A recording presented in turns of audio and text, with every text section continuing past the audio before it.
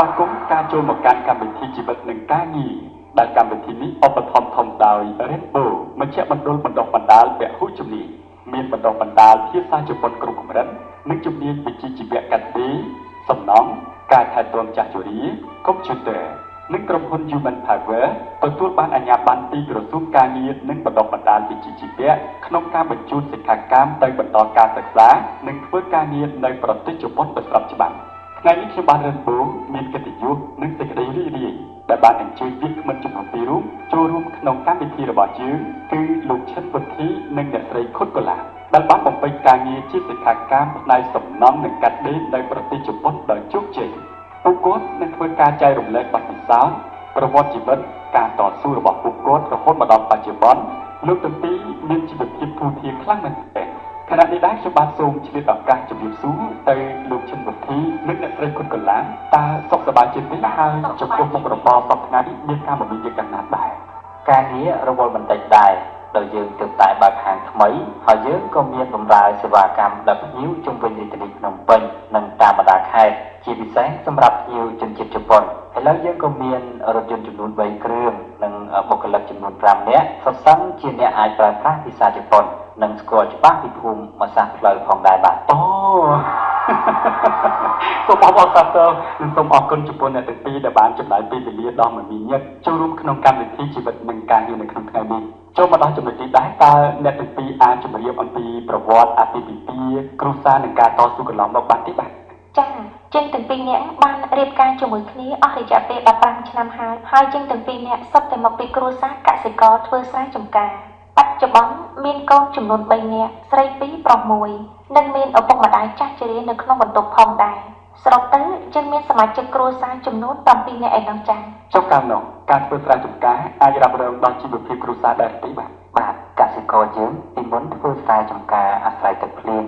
ប៉ុន្តែនៅក្នុងស្រុកភូមិយើងមិនយូរប៉ុន្មានបានជួបនៅគ្រោះរាំងស្ងួតផងនិងមានទឹកជំនន់ផងធ្វើឲ្យការប្រមូលទិន្នផលមិនបានគ្រប់គ្រាន់សម្រាប់ការហូបចុកនិងសម្រាប់ការសងសំណងទៅធនាគារដែលយើងខ្ចីសម្រាប់ទិញជីនិងគ្រាប់ពូជចំណែកឯពូជឈ្មោះប្រមូលទិញកសិផលវិញក៏ឲ្យតម្លៃថោកទៀតធ្វើឲ្យពួកយើងជួបប្រទះនៅជីវភាពខ្វះខាតជាខ្លាំងចា៎ជាងនេះទៅទៀតឪពុករបស់ខ្ញុំគាត់មានជំងឺឈឺសន្លាក់ឆ្អឹងមិនអាចដើររួចនិងមិនមានថវិកាគ្រប់គ្រាន់សម្រាប់ការព្យាបាលជំងឺគាត់រហូតគាត់អង្គុយនៅក្នុងរទេះរុញអស់រយៈពេលជាច្រើនខែតែក្រោយមកយើងទាំងពីរនាក់បានសម្រេចចិត្តចាក់ចេញពីស្រុកភូមិមករកការងារធ្វើនៅភ្នំពេញដោយប៉ាវាជាកម្មករសំណង់ហើយខ្ញុំវិញជាកម្មការិនីរោងចក្រកាត់ដេរ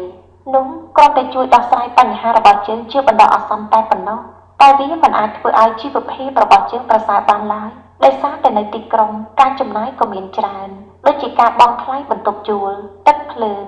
និងចំណីអាហារប្រចាំថ្ងៃជាដើមសល់ប្រាក់បន្តិចបន្តួចផ្ញើឲ្យកូនសម្រាប់រៀនសូត្រតែប៉ុណ្ណោះហេតុនេះយើងក៏ពិគ្រោះគ្នារកវិធីផ្សេងទៀតដើម្បីរកលទ្ធភាពសន្សំប្រាក់ឲ្យបានច្រើនទុកសម្រាប់ការសិក្សារបស់កូននិងបើកមុខរបរណាមួយនាពេលអនាគតដោយមើលឃើញអ្នកជិតខាងក្នុងភូមិម្នាក់ឈ្មោះសៀនសោតដែលគាត់បានទៅធ្វើការនៅប្រទេសជប៉ុនគាត់ទើបតែមានអាយុ20ឆ្នាំជាងតែគាត់មានលទ្ធភាពសាងសង់ផ្ទះថ្មីជូនឪពុកម្ដាយរបស់គាត់និងអាចរៀបអាពាហ៍ពិពាហ៍ដោយខ្លួនឯងនិងសល់ប្រាក់ធ្វើអាជីវកម្មខ្លួនឯងទៀតផងអញ្ចឹងហើយយើងក៏បានសម្រេចចិត្តទៅសួរព័ត៌មានពីគាត់តើធ្វើម៉េចទើបអាចទៅធ្វើការនៅប្រទេសជប៉ុនបានអ្នកទាំងពីរគួរតែទៅចុះឈ្មោះរៀនភាសាជប៉ុននៅ Rainbow មជ្ឈមណ្ឌលបណ្ដុះបណ្ដាលពហុជំនាញរៀងរាល់ចុងសប្តាហ៍ហើយរងចាំថាការជប៉ុនបោះសម្ភារផ្ទាល់តាមជំនាញរបស់អ្នកទាំងពីរបាទមិនយូរប៉ុន្មានយើងក៏សម្ភារជាប់និងបានទៅធ្វើការនៅប្រទេសជប៉ុនតើជីវិតរស់នៅនិងការងារនៅឯប្រទេសជប៉ុននោះដូចម្តេចដែរបាទនៅប្រទេសជប៉ុនពិតជាមានភាពខុសប្លែកពីប្រទេសយើងដូចជាផ្លូវថ្នល់ធំធំខ្វាត់ខ្វែងនិងអគារខ្ពស់ជាច្រើនប្រជាជនប្រឹងប្រែងធ្វើការយ៉ាងស្វាហាប់គុណភាពអនាម័យសម្រាប់ធ្នាប់ការងារការរៀនសូត្រយ៉ាងខ្ជាប់ខ្ជួននិងពេលវេលាធ្វើការគឺជាកត្តាចម្បងដែលយើងត្រូវគោរពនិងអនុវត្តជាប្រចាំយើងបានដឹងថាសម្រាប់ជនជាតិខ្មែរដែលទៅធ្វើការនៅប្រទេសជប៉ុនត្រូវប្រឹងប្រែងរៀនសូត្រភាសាជប៉ុនឲ្យបានខ្លាំងសម្រាប់ទំនាក់ទំនងការងារនិងបានរៀននៅជំនាញថ្មីនិងអាចរកប្រាក់ចំណូលបានច្រើនត្រឡប់មកប្រទេសខ្លួនវិញចំណែកយើងទាំងពីរ ក៏បានព្យាយាមរៀនសូត្រភាសាជប៉ុនជាប្រចាំថ្ងៃរហូតបានយល់ដឹងអំពីប្រពៃណីទំនៀមទម្លាប់និងបានជួបជាមួយមនុស្សថ្មីៗបានស្វែងយល់ពីសក្តានុពលថ្មីៗការយល់ដឹងផ្សេងអំពីប្រទេសជប៉ុនបែបប្រទេសជឿនលឿនហើយក៏រីករាយក្នុងការចែករំលែកបទពិសោធន៍ជូនមិត្តភ័ក្តិក្រុមគ្រួសារនិងសាច់ញាតិ ចុងក្រោយមកទៀតជីវភាពរបស់អ្នកទាំងពីរដូចម្តេចដែរ ចា៎ជីវភាពរបស់យើងកាន់តែប្រសើរឡើងយើងអាចដោះស្រាយបំណុលធនាគារមានលទ្ធភាពអាចព្យាបាលជំងឺឈឺសន្លាក់ឆ្អឹងឪពុករបស់ខ្ញុំមានប្រាក់សន្សំសម្រាប់កូននៅរៀនសូត្រយើងបានជួសជុលសាងសង់ផ្ទះថ្មីរបស់យើងឡើងវិញនិងទិញដីបាត់ពីកន្លែងនៅភ្នំពេញវាជាកិត្តិយសគ្រួសារនិងជាពិសេសបានលើកស្ទួយកិត្តិយសមុខមាត់របស់ប្រទេសជាតិដោយយើងបានបញ្ចប់ការសិក្សានិងធ្វើជាសិក្ខាកាមនៅប្រទេសជប៉ុនប្តីរបស់ខ្ញុំក៏ឆ្លាតជាងខ្ញុំក្នុងការរៀនសូត្រភាសាជប៉ុនរហូតដល់គាត់អាចទំនាក់ទំនងការងារជាមួយនឹងថៅកែជប៉ុនទាំងក្នុងនិងក្រៅប្រទេសរហូតមានឱកាសអាចទិញរថយន្តនិងដឹកភ្ញៀវទៅគ្រប់ទីកន្លែងនៅក្នុងប្រទេសកម្ពុជាយើងដែលអាចបន្តបង្កើននូវប្រាក់ចំណូលចូលគ្រួសារបន្ថែមទៀតនិងអាចបង្កើតហាងផ្ទាល់ខ្លួននៅទីក្រុងភ្នំពេញទៀតផង ដោយសារតែពេលវេលារបស់យើងបានឈានមកដល់ទីបញ្ចប់តើអ្នកទាំងពីរមានពាក្យពេចន៍ប្រាំផ្សាយអ្វីខ្លះជួយដល់សិក្ខាកាមខ្មែរយើងដែលកំពុងតែបម្រើការងារនៅប្រទេសជប៉ុននិងបងប្អូនដែលមានបំណងចង់ទៅបម្រើការងារនៅប្រទេសជប៉ុនសូមជឿបាទសម្រាប់សិក្ខាកាមដែលកំពុងធ្វើការនៅប្រទេសជប៉ុនសូមព្យាយាមតស៊ូធ្វើការឲ្យបានល្អ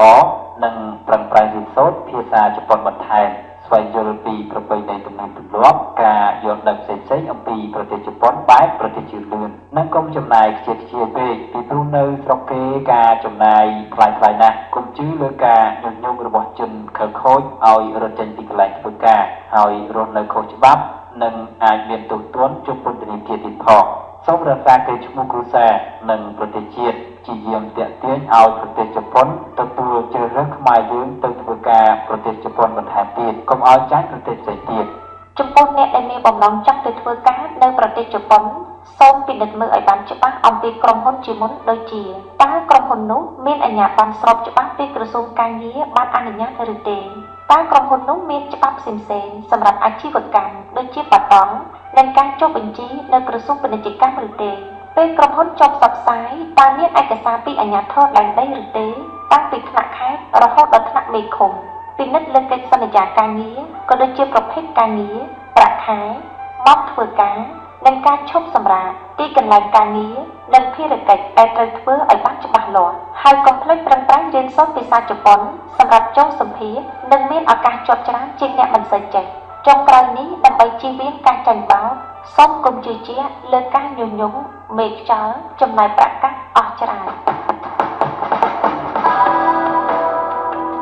បាទពីកម្មវិធីជីវិតនិងការងាររបស់រៀនពូមជ្ឈមណ្ឌលបណ្ដុះបណ្ដាលពហុជំនាញក៏សូមថ្លែងអំណរគុណយ៉ាងជ្រាលជ្រៅសាសជាថ្មីម្ដងទៀតចំពោះលោកឈិនវិធីនិងអ្នកស្រីខុតកូឡានដែលបានអញ្ជើញចូលរួមក្នុងកម្មវិធីរបស់យើងនៅក្នុងថ្ងៃនេះទីចុងកម្មវិធីខ្ញុំបាទក៏សូមថ្លែងអំណរគុណដល់អ្នកចូលរួមឧបត្ថម្ភកម្មវិធីធំគឺរៀនពូមជ្ឈមណ្ឌលបណ្ដុះបណ្ដាលពហុជំនាញបណ្ដុះបណ្ដាលភាសាជប៉ុនគ្រប់កម្រិតនិងជំនាញវិជ្ជាជីវៈកាត់ដេរ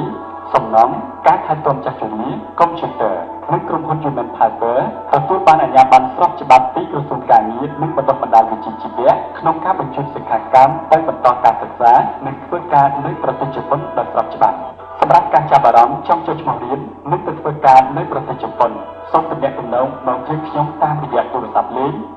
087 300គុណ168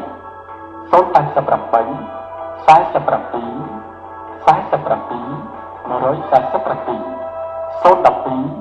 72 75 18ឬអាចចូលឈ្មោះដោយឥតគិតថ្លៃតាមរយៈ link ខាងក្រោមសូមអរគុណសូម